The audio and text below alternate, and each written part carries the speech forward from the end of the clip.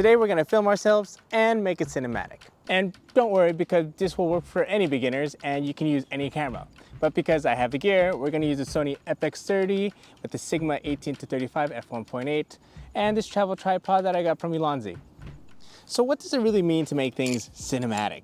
It's such a big word to use in 2023. Well, one of the things that actually help make your sequence or your video, vlog, whatever it is, cinematic is just changing your focal angle or changing your focal length, which is pretty much wide, medium angles, and tele angles or telephoto angles, close-ups. So today I'm in a park and I'm just pretty much gonna show a sequence of me walking in the park and talking to myself, journaling about my thoughts about imposter syndrome. But how am I gonna communicate that and make that cinematic? Now, when I said those things, I'm actually thinking about how I can prepare my wide shots to establish things like the environment, the medium shots to go ahead and show a little bit of my world and what's around me, and then the tight shots, the detail shots that will help the viewer be even closer to my world, see what I'm working with my hands, what's in my inner thoughts, even if you can't literally see my inner thoughts. But yeah, we can go ahead and start with our first scene here, okay? All right, so I'm gonna hit record here on the camera and I have it set to be able to catch me on a wide shot to show the audience, hey, I'm walking in a park.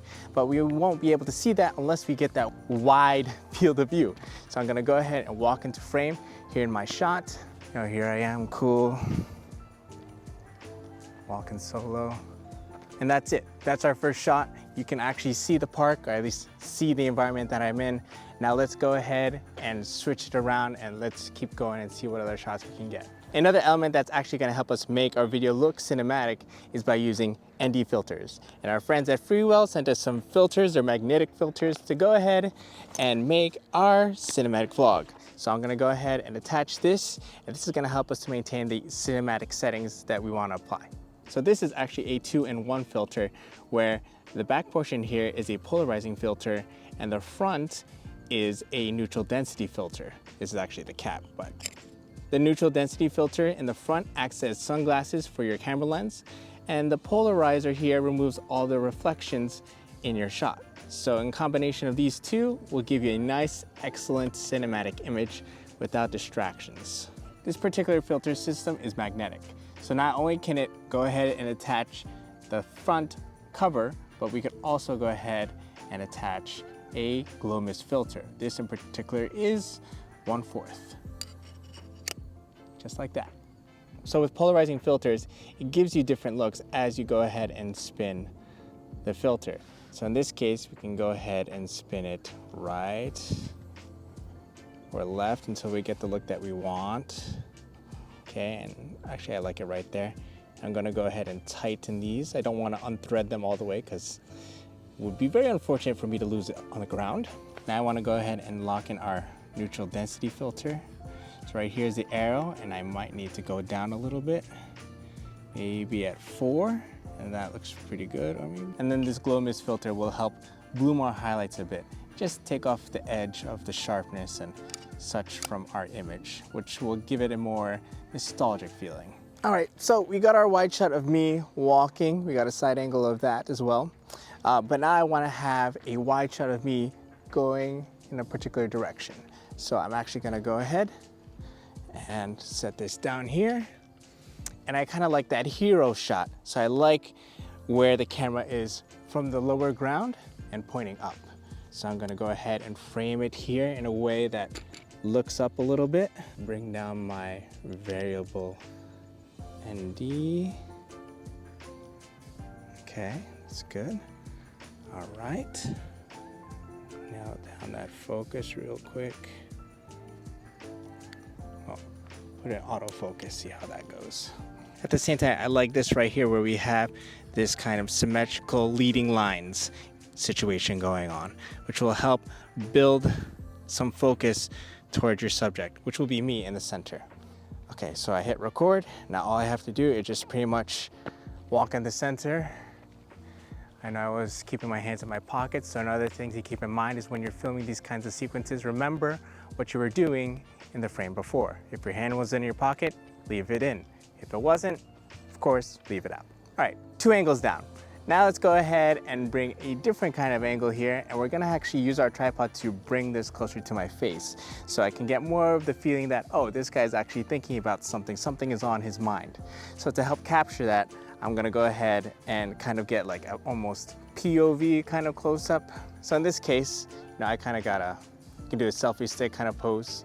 But anyway, let's see how this turns out. So for a third angle, we're gonna go ahead and get like a medium shot while we're still keeping it at a wide angle. So this is right now at a 24mm focal length for full frame, or 18mm on Sony APS-C or APS-C in general. And I'm gonna go ahead and just keep this selfie kind of perspective so we can go ahead and switch to the mind perspective of the subject or talent. So I'm gonna go ahead and walk here. Screen is a little bit dark, or frame is a little dark. That's in that VND. And with this f1.8, we have this blurry background, and we're able to isolate our subject even more so that we focus on them. Okay, and here we go. Now, other elements of a cinematic vlog or cinematic video is not just the talent themselves. You also want to get the area, not just by capturing wide shots, but also capturing tight shots or telephoto shots, almost looking like even macro shots of the area around. Is there wildlife? How about the leaves, pine cones, rocks, the dirt, the ground underneath us? Capture all these things to bring the audience into your atmosphere, into your environment. I kind of like, you can keep it still and static, but sometimes I rotate my arms just to give just a little motion. I like to get different perspectives, whether it's like the bark of a tree, the different textures of the leaves, of nature, nice and easy. So I just finished taking some B-roll shots of the area, getting some nice tight shots. I was actually zooming into 35mm for a couple of the shots, 24mm for a couple of the shots for APS-C. For full frame, you're going for like 50mm or 35mm. But now I'm gonna go ahead and get a 24mm shot here, which is rather medium. So this part of the sequence, I'm gonna go ahead and show myself walking on the beaten path. Okay, go ahead and hit record. I marked the spot where I'm actually gonna walk into the frame so that it's gonna be in focus. And we carry on. Okay, I walked off the beaten path. What else do we have left to see? What else will I start to do? So I'm gonna go off the beaten path and walk to where there's water. And I'm gonna make that transition by showing again another wide shot of showing where my area is. And so the audience kind of sees, okay, so he keeps going further and further into what this place is like, the woods. Not only are we going to go ahead and show that I'm walking, but I also want to compose myself in a way where it's pleasing to the audience. As a videographer, to make things interesting, you just make sure that you capture motion, and in the edit, you just show motion. But as a cinematographer, you're gonna go ahead and see what's around you and see what you can make in addition to that frame that you have, and see how much more interest you can add to the frame.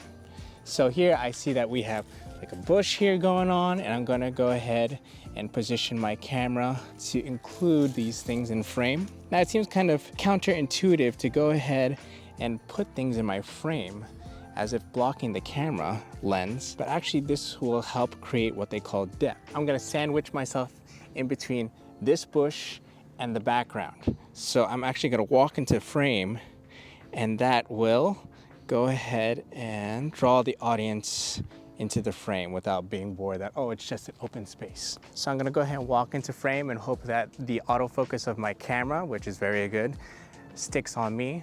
But I'm also experimenting with my new lens, this Sigma, and we're gonna go ahead and see if it tracks me as well. It kind of hunts sometimes, but let's see. As we're progressing to the river, I want to go ahead and show kind of like the reverse. So I'm going to go down to the river, but also with me showing that I'm going down to the river, I'm actually going down in a deep thought internally as a character. So how can I also translate that when it comes to video and in the frame? I'm going to go ahead and show the camera pointing down. So I'm going to go ahead and extend all my legs here, have that stand up. And again, if I can, I'd like to create a sense of depth. So I want something in my foreground, which will be this branch here. And I will also be sandwiched in between the background, which will be the water. And I will move past it, or at least walk past or through this sense of depth. So I will be walking through the scene, in front of the foreground and behind the background, or at least in front of the background. Okay, so I'm gonna go ahead now and walk down to the river, thinking about what's ever burdening me. And this will be my quiet space. And the goal is to also be able to incorporate all of these kinds of elements and translate them to the video. I'm verbalizing these thoughts to you right now, but when it all comes together, was that the same kind of message that you're getting?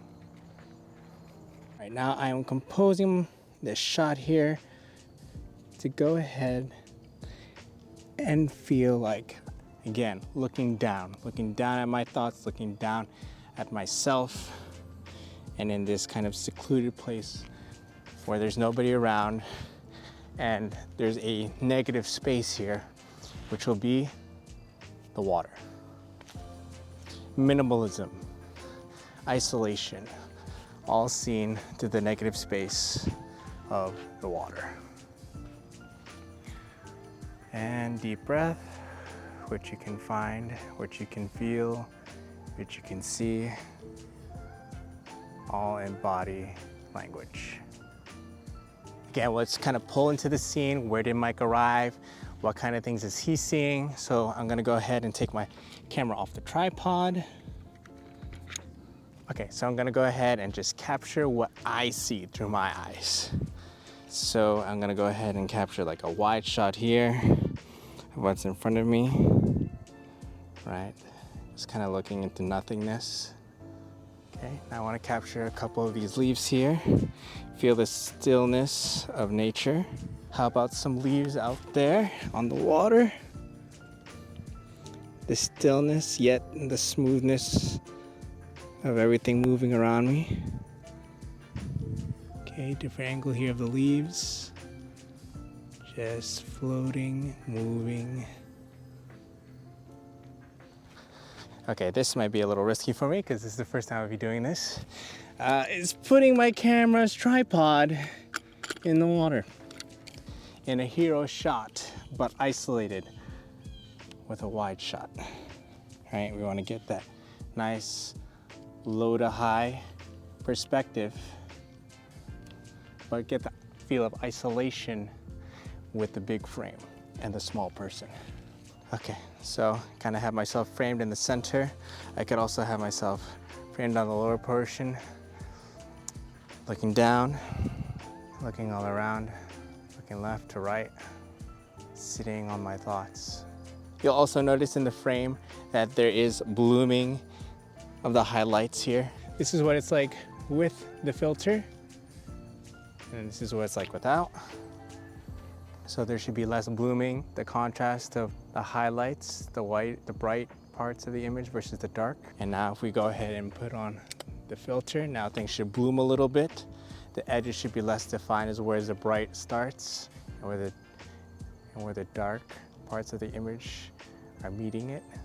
One more shot of me in my own thoughts. Got to get a tight angle, straight on, equal leveling. Gonna go ahead and bring the ND back a little bit, make that a little brighter. Make this telephoto, or at least zoom in for a medium angle. And here's the final shot. Now for our last two shots, I'm gonna go ahead and keep it as a medium angle here. That's the farthest that it actually zooms. You could always go further out or more close up in your shots if you'd like, but you could always feel free to zoom in more if you need to. Gonna bring these down and point it to the ground. Lock the pan, lock the tilt, show my feet, and turn around. All right, this will be the final shot where it's just gonna have me just walking away, and we're gonna end off on a hero shot because I am now free from my reflections and my burdens, depending on how I narrate this even. I'm gonna go ahead and walk away, gonna overcome, walk up to a higher plane. And we're gonna show that visually by showing our hero shot from low to high. All right, and go ahead and tilt up and end on a wide shot. Don't have any foreground elements here, but it's okay. Okay, let's do that. Hopefully I'll keep myself centered here and not walk away. Hands in pocket, hands in pocket. All right, let's see what all those shots look like all together. I've been dealing with a lot of imposter syndrome lately. I mean, people don't really care what I have to say. I'm just a guy with a camera. Just when you think that it looks so easy, I'm no established photographer, videographer, content creator. This hustle culture is like crazy, man. And on top of that, the imposter syndrome just hits over and over again. People don't really care what I have to say. I mean, who am I to tell them about what I know or what I do? What's my voice compared to all the others who are well established? I take photos, they take photos. I take videos, they take videos. It's all the same. The more that I watch their content, the more that I feel like I'm blurring into what they become. The more that I watch their content and see their content, the less that I seem to be inspired. I'm just, it's like I don't even know who I am anymore. But yesterday I was listening to a podcast where this guy talked about leaning into his identity with God. And for me, where I'm at, in a world where it seems like nobody cares about you, you're no different, you're nothing special, a God of love that loves me, that sees me, that hears me. And even if other people don't believe in me and don't believe in him, it shouldn't matter, because at the end of the day, I believe in God and I believe that he loves me, that he has a place and a purpose for me, that he put this passion in me to create, not because of something that somebody else said, but because I love him, because of that passion that he puts in me. If I call myself a pro photographer, videographer, maybe I'm an imposter. But if I lean into who I am, what I love, and why I love it, I'm an imposter to nobody. So this hustle culture, yeah, it's a piece of crap when it comes to pleasing other people who you don't even like. But hustling for the things that you love, with the people that also love it, that's just where I need to be. Perhaps that's even where I am. That's where I should keep going.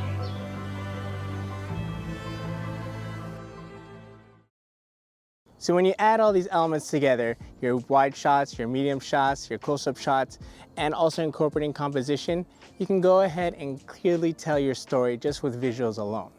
But of course, you can go ahead and add music, sound effects to add more to the atmosphere of your video. But not bad for filming yourself, right? If you want to go ahead and focus a little bit more on composition, I did make a video over here that you can go ahead and check out. But thanks again to Freewheel for sending out their filters for us to try out, as it helped make our video a little more cinematic. Check out the links in the description to see the filters that we used today.